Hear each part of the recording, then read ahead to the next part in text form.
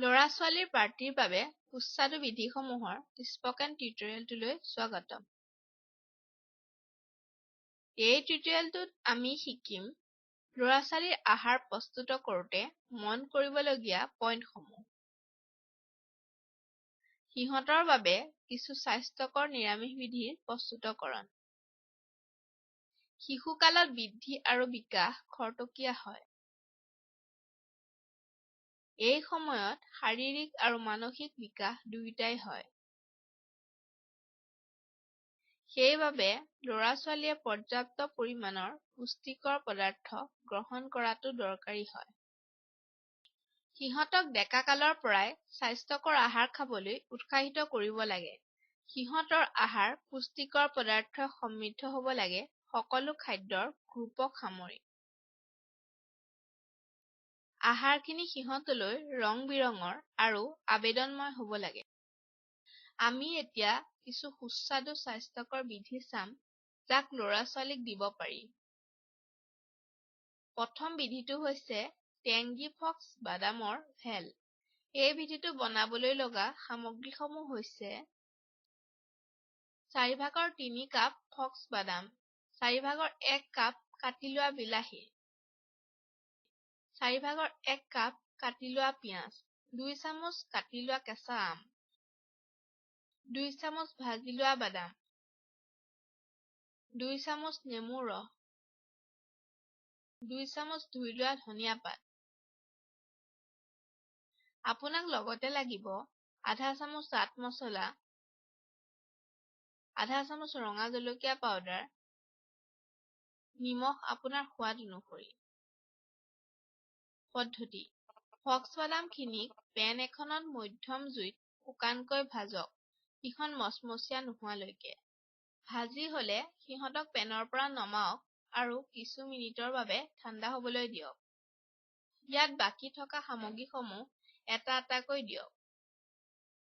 সকলোখিনি ভালকৈ মিহলাওক আৰু চাৰ্ভ কৰক। পাছৰ বিধিটো হৈছে পনীৰ কাবাব।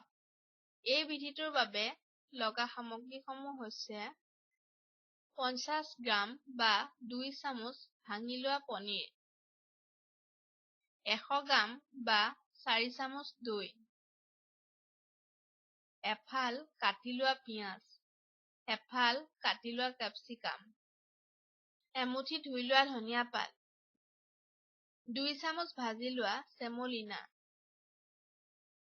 এই বিধিটোৰ বাবে লগা মছলাসমূহ হৈছে 4/1 চামুচ জিৰা পাউডাৰ, 4/1 চামুচ ৰঙা জলকীয়া পাউডাৰ, 4/1 চামুচ জালুকৰ পাউডাৰ। আপোনাক লগতে লাগিব 2 চামুচ তেল বা ঘিউ আৰু নিমখ সোৱাদ অনুসৰি। পদ্ধতি: এই বিধিটোৰ বাবে আমাক ডাঠ দৈ লাগে। ইয়াৰ বাবে দৈখিনিক চাকনি এখনত দিয়ক আৰু তলত বাতি এটা থওক। ঢাকক আৰু ইয়াক এফালে 2 বা 3 ঘণ্টাৰ বাবে থৈ দিয়ক। চাকনিখনৰ পৰা ডাঠ দৈখিনিক বাতি এটাত লওক। ইয়াত কাটি থোৱা শাক-পাচলিখিনি, ভাঙি লোৱা পনীৰ আৰু মছলাখিনি দিয়ক। সকলোখিনি ভালকৈ মিহলাওক আৰু ঘূৰণীয়া কাবাব বনাওক। ইয়াত দুয়োফালে ভাজি থোৱা চেমলিনা সানক। এই কাবাবখিনিক 20 পৰা 30 মিনিটৰ বাবে ৰেফ্ৰিজাৰেটৰত ৰাখক। পেন এখনত তেল গৰম কৰক আৰু কাবাবখিনিক ফ্ৰাই কৰক। মধ্যম জুইত দুয়োফালে ভাজক, সিহঁত পাতল সোণালী ৰঙৰ নোহোৱালৈকে। পনীৰ কাবাব তৈয়াৰ হ'ল। আমাৰ তৃতীয় বিধিটো হৈছে শাকৰ পানীয়। এই বিধিটো বনাবলৈ আপোনাক লাগিব আধা কাপ বা এমুঠি ধুই লোৱা শাক, এটা সৰু কল, এফাল আপেল, 1.5 চামুচ দৈ। পদ্ধতি: পাত্ৰ এটাত 1 গিলাচ পানী উতলাওক। পানীখিনি উতলিলে শাকখিনি দিয়ক আৰু 1 মিনিট ৰান্ধক। পানীখিনি চাকক আৰু শাকখিনিক এফালে ঠাণ্ডা হ'বলৈ দিয়ক। ফলমূলখিনিক ধুওক, বাকলি গুচাওক আৰু কাটি লওক। কাটি লোৱা ফলমূল, শাক আৰু দৈখিনিক মিক্সাৰ জাৰ এটাত লওক। ইয়াক খুন্দি কোমল পেষ্ট এটা বনাওক। আপুনি 1/4 কাপ পানী দিব পাৰে ঘনত্বক মিলাবলৈ। ইয়াক গিলাচ এটাত বাকক আৰু চাৰ্ভ কৰক।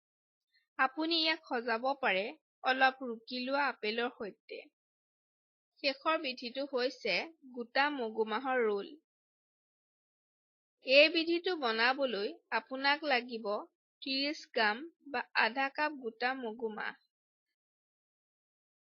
4 বা 5 পিচ পনীৰ, 2 চামুচ দৈ, টুকুৰা কৰা গাজৰ এফাল, এটা সৰু কাটি লোৱা পিঁয়াজ, কাটি লোৱা কেপচিকাম এফাল।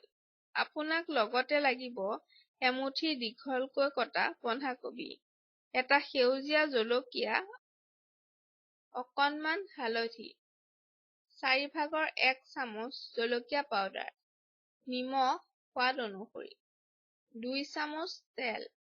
পদ্ধতি: গোটা মগুমাহক ধুওক আৰু ৰাতিটোৰ বাবে ভিজাই ৰাখক। পিছদিনা পানীখিনি চাকক আৰু ইয়াক মিক্সাৰ জাৰ এটাত লওক। ইয়াত সেউজীয়া জলকীয়া এটা আৰু আধা গিলাচ পানী দি খুন্দি কোমল মিশ্ৰণ এটা বনাওক। এই মিশ্ৰণক বাটি এটাত লওক। নিমখ দিয়ক আৰু ভালকৈ মিহলাওক। ইয়াক এফালে ৰাখক পাছত ব্যৱহাৰ কৰিবলৈ। মই এতিয়া আপোনাক ভৰুৱাখিনি কেনেকৈ বনোৱা হয় কম। বাটি এটাত 2 চামুচ দৈ লওক আৰু ফেটি থাকক কোমল নোহোৱালৈকে। ইয়াত হালধি, জলকীয়া পাউডাৰ আৰু নিমখ দিয়ক। সকলোখিনি ভালকৈ মিহলাওক আৰু পনীৰৰ টুকুৰাখিনি দিয়ক। টুকুৰাখিনিত ভালকৈ সানি লওক। ইয়াক এফালে ৰাখক 20 মিনিটৰ বাবে। 20 মিনিটৰ পাছত পেন এখনত তেল গৰম কৰক। পনীৰৰ টুকুৰাখিনিক ফ্ৰাই কৰক সিহঁত সোণালী ৰঙৰ নোহোৱালৈকে। ইয়াক এফালে ৰাখক ঠাণ্ডা হ'বলৈ। একেলগে পেন এখনত 1 চামুচ তেল গৰম কৰক। সকলোখিনি কাটি থোৱা শাক-পাচলি দিয়ক। এই শাক-পাচলিখিনিক 5 পৰা 10 মিনিট ফ্ৰাই কৰক সিহঁত কোমল নোহোৱালৈকে। অকণমান নিমখ দিয়ক আৰু জুইৰ পৰা নমাওক। মনত ৰাখিব কেতিয়াও প্ৰথমতে নিমখ নিদিব, অন্যথা শাক-পাচলিখিনি পনীয়া হ'ব। ইয়াক এফালে ৰাখক পাছত ব্যৱহাৰ কৰিবলৈ।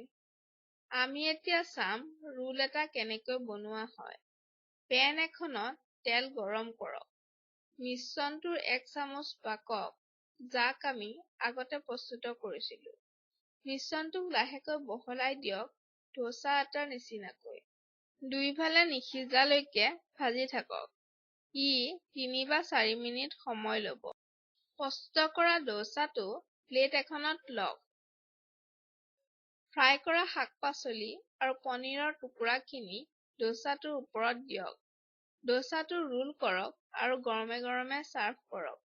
এই সকলো বিধিতে প্ৰচুৰকৈ থাকে প্ৰটিন, ভাল চৰ্বিসমূহ, কেলচিয়াম, ফলেট আৰু মেগনেছিয়াম। সিহঁতত লগতে প্ৰচুৰকৈ থাকে আইৰণ, পটাছিয়াম আৰু ফছফৰাছ।